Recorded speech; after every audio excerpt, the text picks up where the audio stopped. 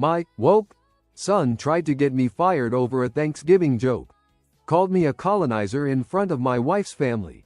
So I canceled his college fund and bought a boat instead. I'm 46 and have a 19-year-old son. At some point, he decided he was smarter, better, and somehow superior to all of us.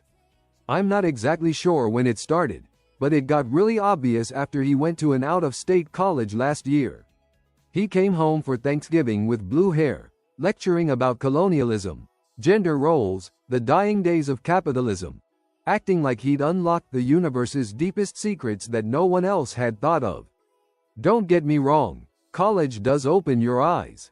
I was young once, too. But the way he carried on, like the rest of us were idiots stuck in the past, just rubbed me the wrong way. It wasn't just different opinions, it was straight-up disrespect.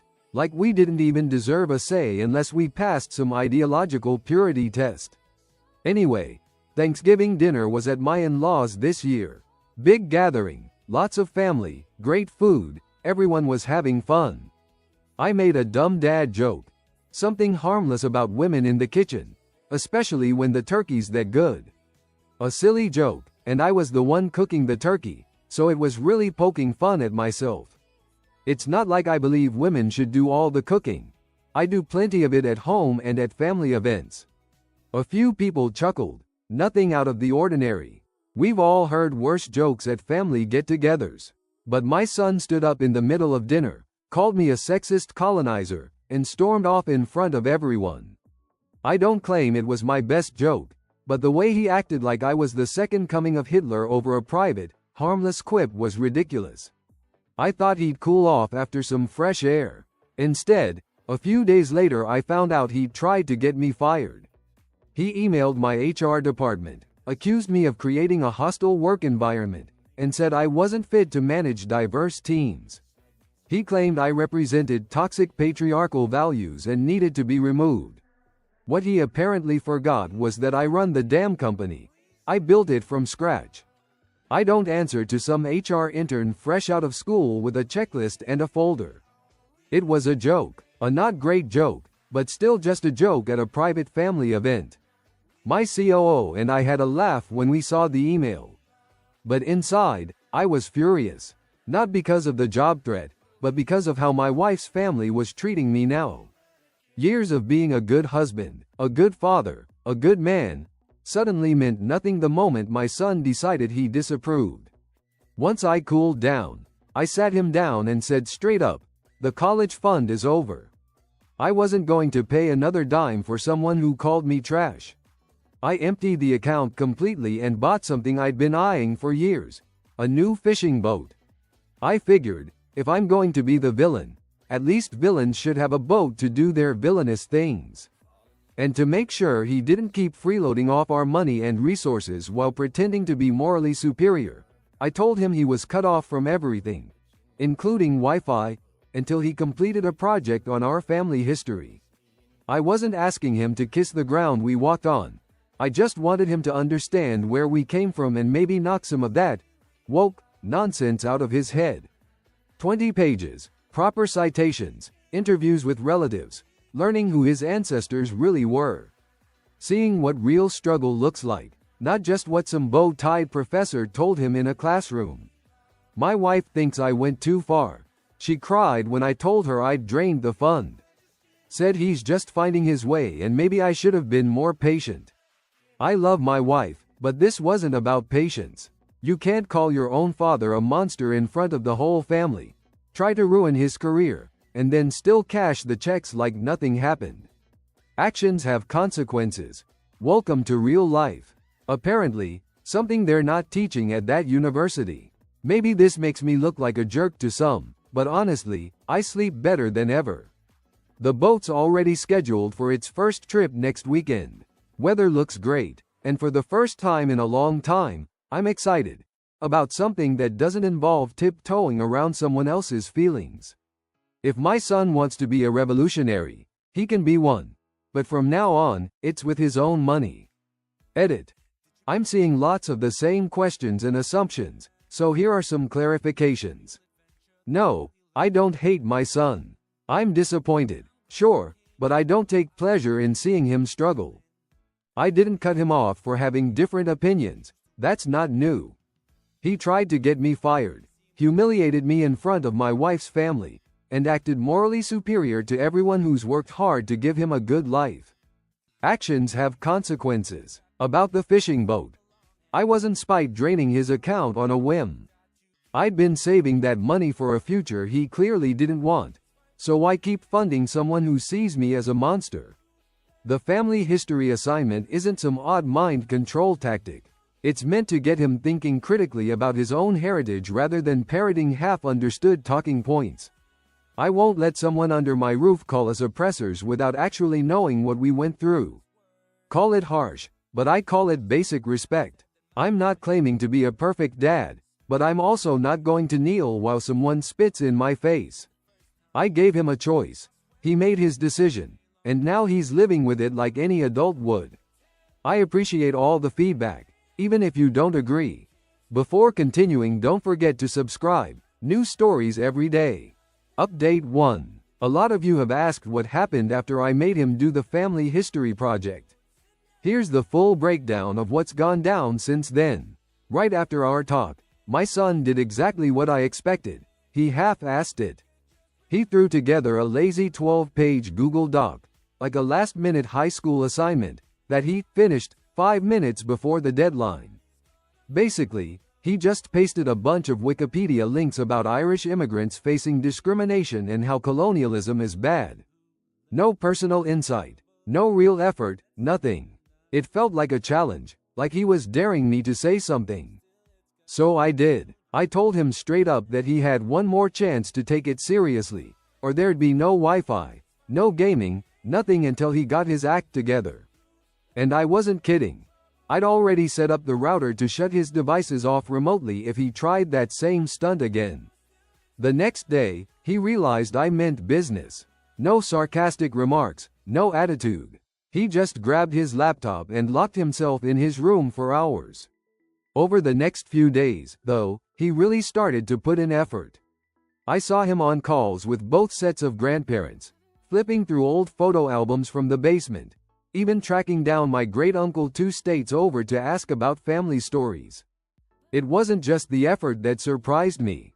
At some point, it stopped feeling like he was trying to prove me wrong, and you could actually see genuine curiosity. For the first time in what felt like years, he wasn't just parroting slogans, he was actually learning. And what he discovered hit both of us harder than expected. Turns out our family story didn't fit the narrative he'd been fed on Twitter and TikTok. Our ancestors weren't wealthy landholders hoarding stolen gold. They were poor farmers and factory workers, immigrants who barely spoke the language, scraping by day to day. His great-great-grandfather came over from Ireland after losing everything in the famine. His great-great-grandmother was a war refugee who fled Europe with nothing but the clothes on her back. None of it was glamorous, none of it was easy. They didn't oppress anyone, they just fought to survive.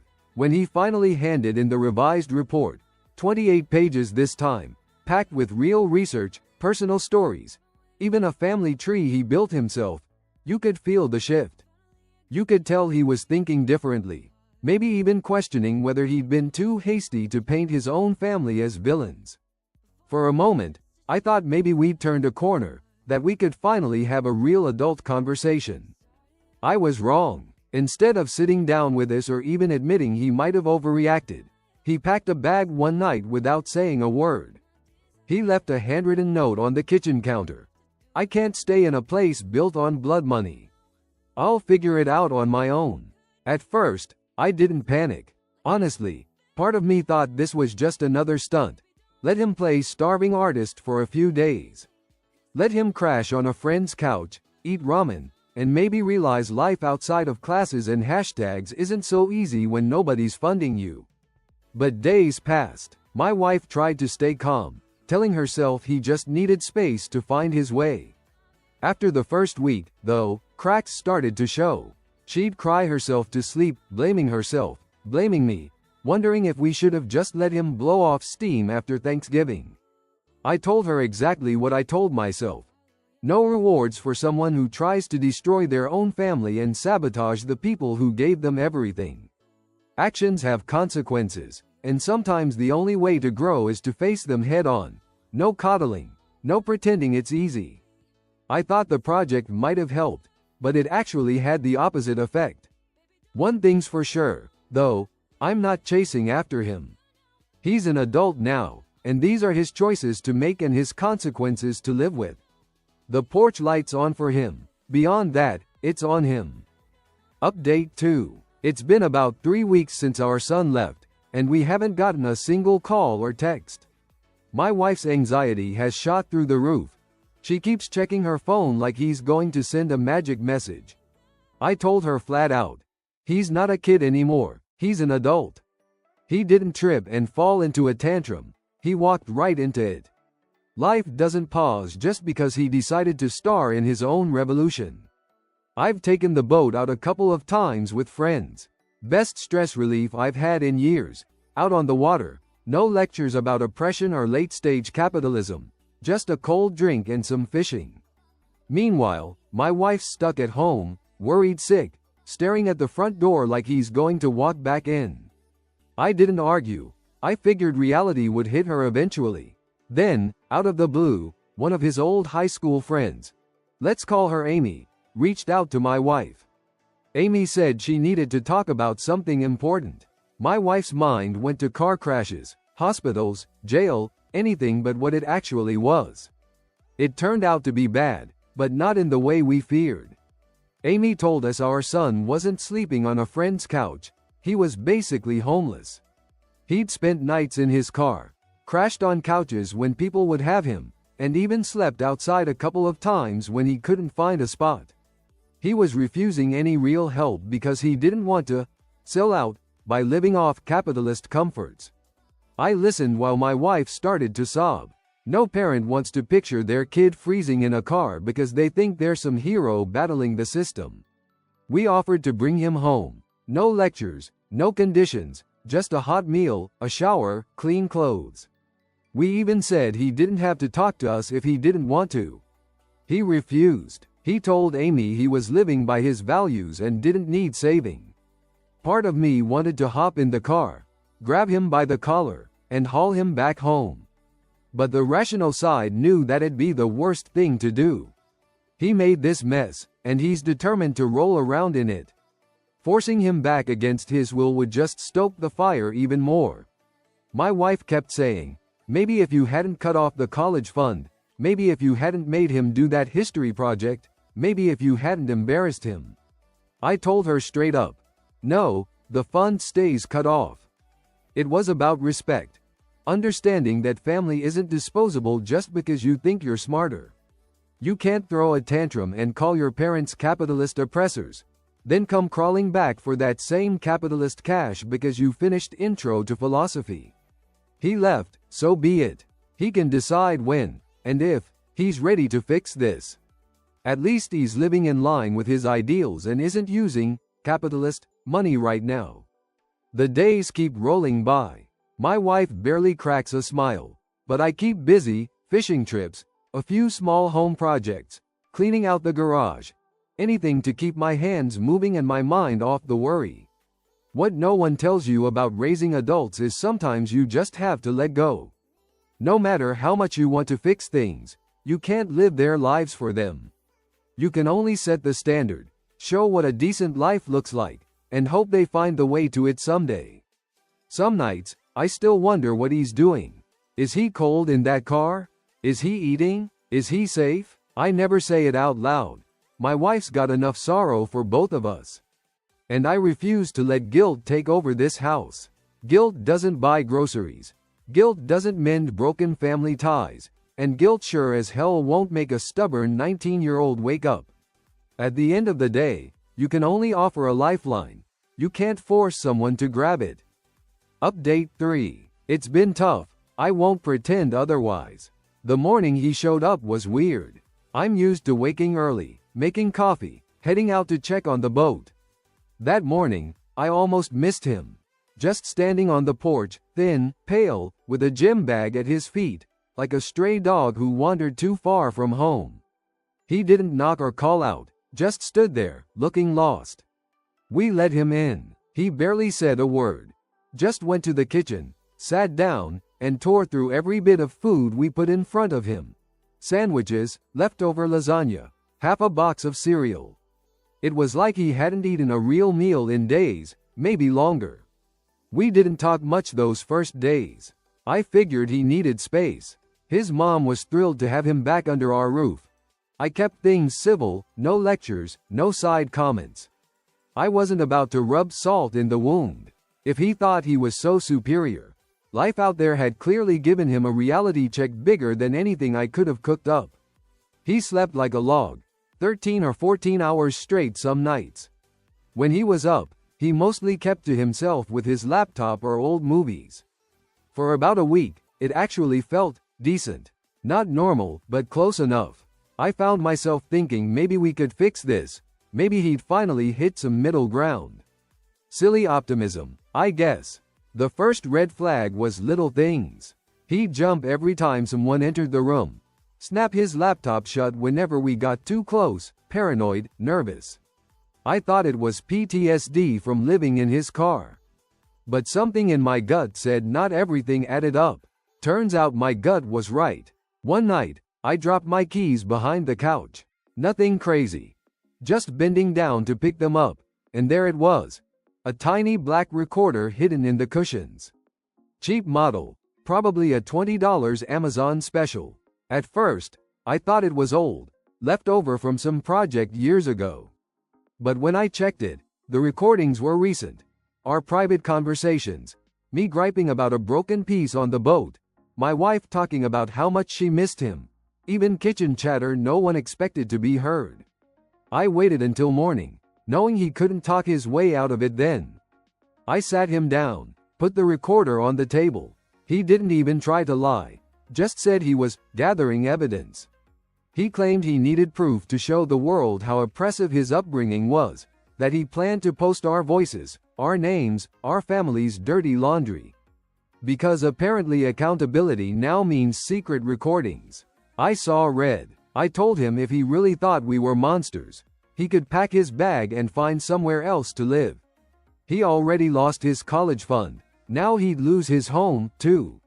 He tried to argue that me kicking him out proved his point. I told him fine, he could prove whatever he wanted, but he sure as hell wouldn't stay here living the communist life on capitalism's dime anymore. Frankly, I'd had enough. You don't secretly record the people you live with and expect to keep living there. That's basic respect 101. His mom cried. I felt bad for her, but we weren't running a foster home for kids who want to cancel their own families. We gave him a few hours to gather his things. The next morning, I changed the locks, changed the Wi-Fi password so his phone couldn't auto-connect. Yes, it hurt.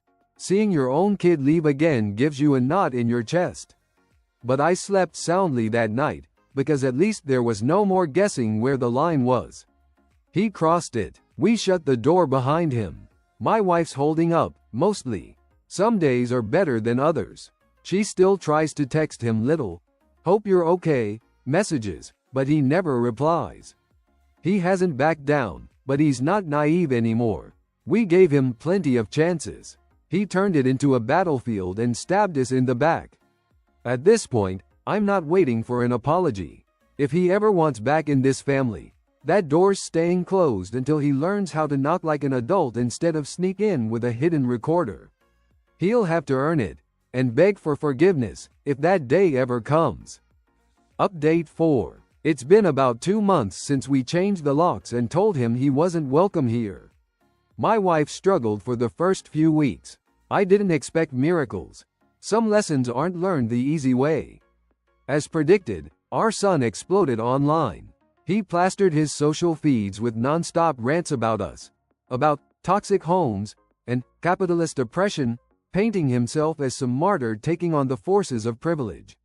Conveniently leaving out that he tried to secretly record and basically blackmail his own family, plus ignoring the fact that everything I have, from the house to the boat, I built with my own 2 hands.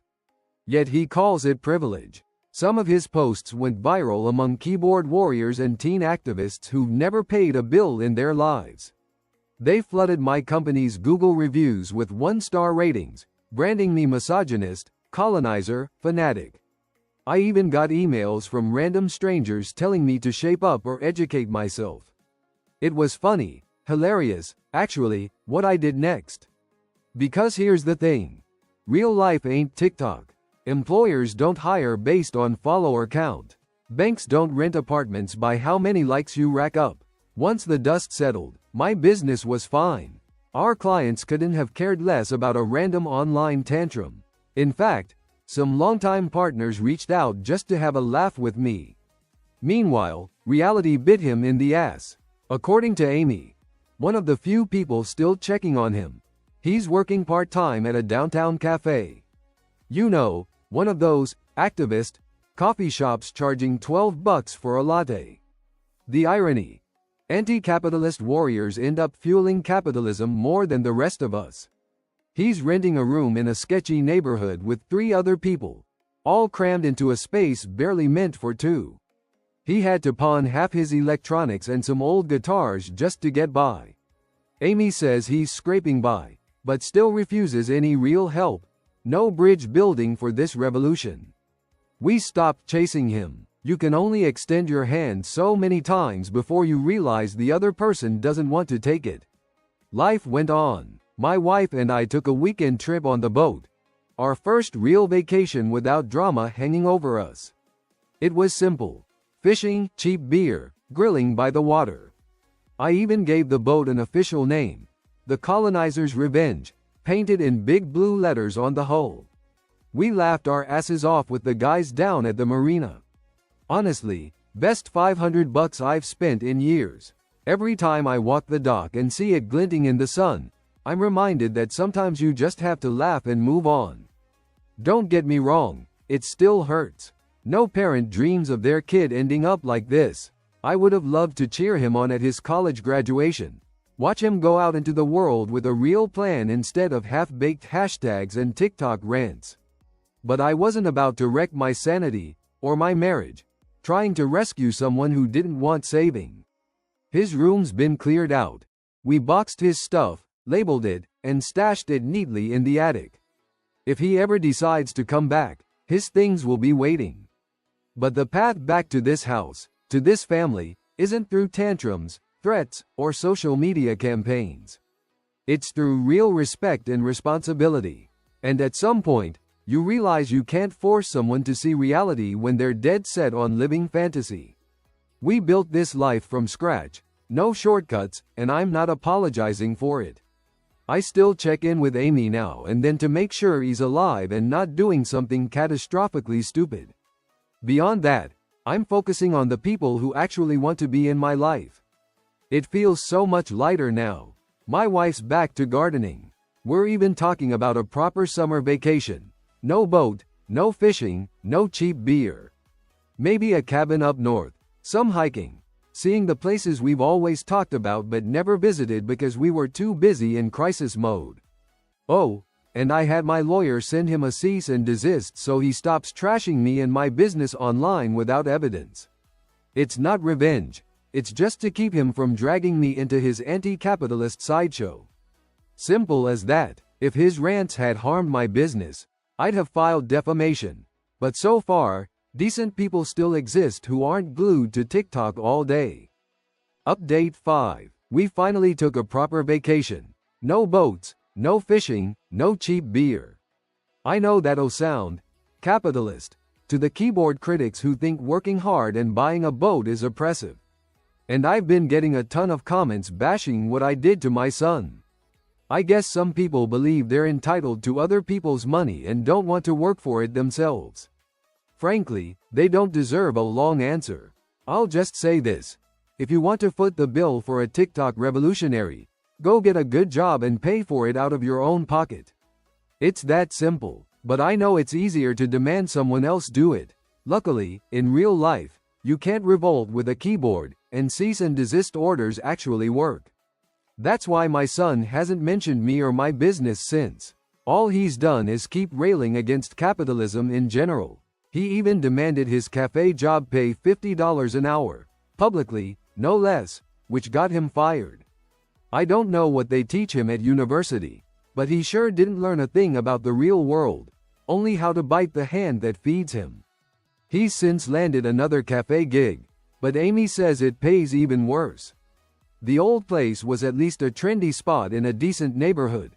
This one's a basic local coffee shop with no franchise backing. I know my post isn't the most popular on Reddit. This sub is full of anti-capitalists. But for the few who stick to the facts, my son criticized me while freeloading off my money. I keep writing. To those people, thanks. To everyone else, if you think you have the right to someone else's wallet, do us all a favor and get your own.